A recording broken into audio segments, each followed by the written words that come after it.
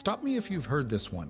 A woman walks into a temple, has a really bad day, and ends up with a head full of venomous reptiles and a gaze that turns men into garden ornaments. We've all seen Medusa in movies. She's usually a CGI nightmare used as a leveling boss for some dude in a skirt named Perseus. But here's the thing.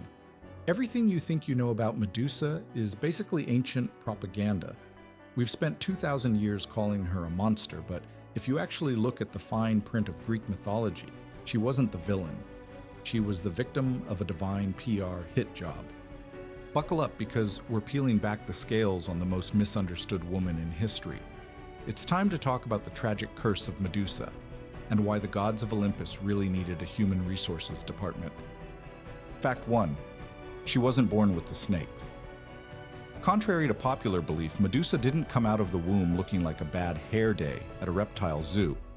In the early days, she was actually famous for being stunning, like distracting the gods from their morning nectar, levels of beautiful. She was one of 3 sisters, the Gorgons, but there was a catch. Her sisters, Stheno and Euryale, were immortal monsters from day 1. Medusa? She was the only mortal one. She was the normal sibling in a family of cosmic nightmares, which is usually the setup for a sitcom, but in Greece, it's a recipe for a tragedy. But being the prettiest girl in Athens wasn't a blessing. It was a giant glowing target on her back. And unfortunately for Medusa, a certain god of the sea was about to go fishing for trouble. Fact 2. Poseidon has 0 chill. Enter Poseidon. You know him, trident, beard, smells like salt and entitlement. He noticed Medusa, who was a priestess in the temple of Athena. Now, being a priestess meant she had taken a vow of celibacy, but Poseidon wasn't exactly known for respecting boundaries. He cornered her in Athena's own temple. It was a horrific act of violence, but surely the goddess of wisdom, the patron of justice, would help her loyal priestess, right? Fact 3.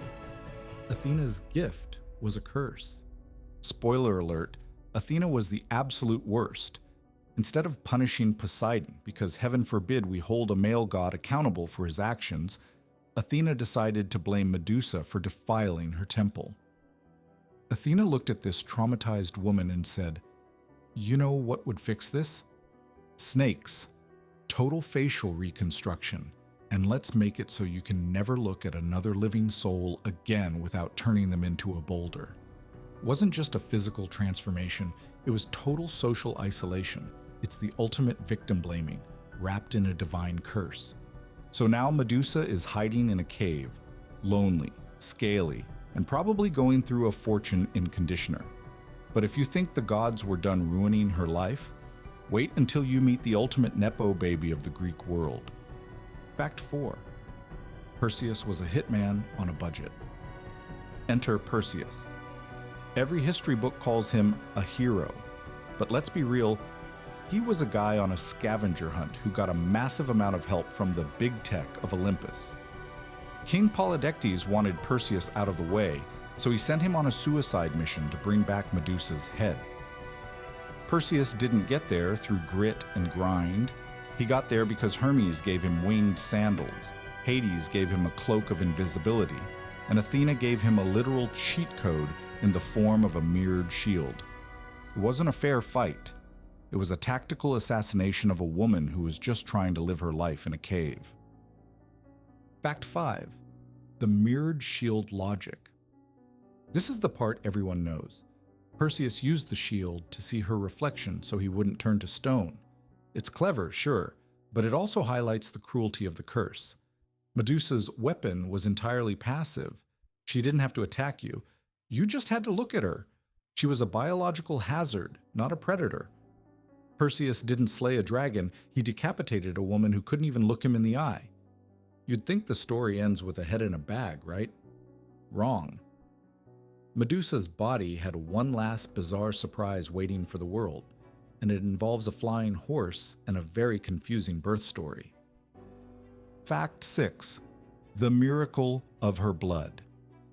In a twist that sounds like a fever dream written by a biology student on too much espresso, Medusa was actually pregnant when Perseus took a little off the top.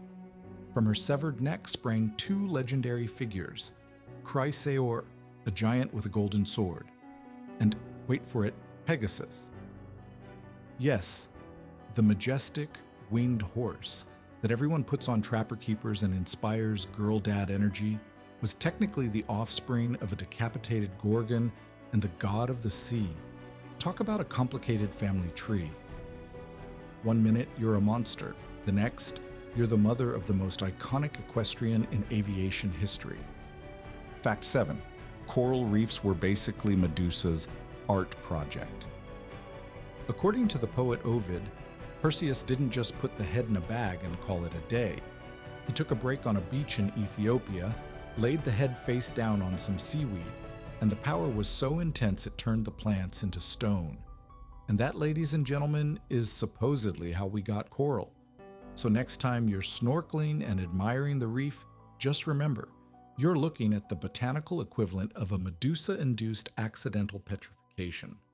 Nature is beautiful, and also terrifyingly metal, but the hero Perseus wasn't done using his ex-victim as a biological weapon.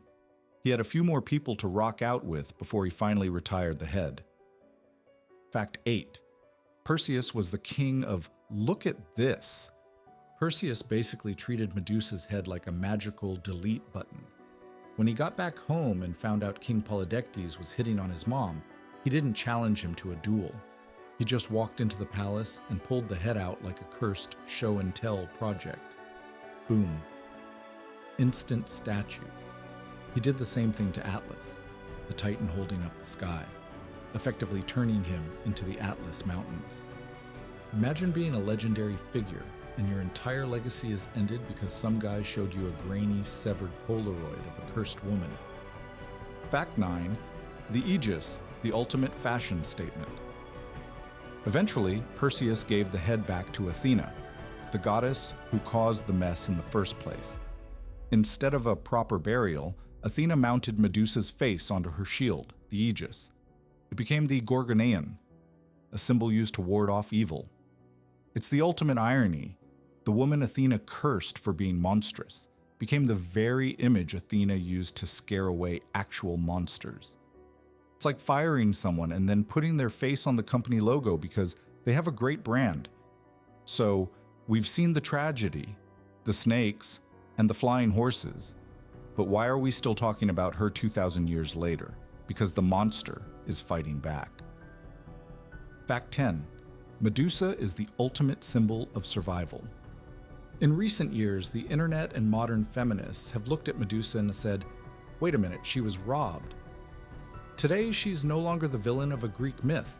She's a symbol of female rage, protection, and the refusal to be silenced. People get Medusa tattoos as a badge of survival against assault and betrayal. She went from being a cautionary tale about vanity to a global icon of don't mess with me. She's finally getting the apology tour she deserved since the Bronze Age. So, there you have it. Medusa wasn't a monster. She was a woman caught in a divine crossfire, punished for being beautiful, and then betrayed by the very goddess who should have protected her. She's the patron saint of, I've had a really long week, and honestly, we relate. History is written by the winners, or in this case, the guys with the shiny shields. But the truth eventually turns everything else to stone. Next time you see that iconic head of snakes, don't look away. Just remember that behind the stone-cold gaze was a woman who was tired of being the victim of someone else's epic poem. See you next time.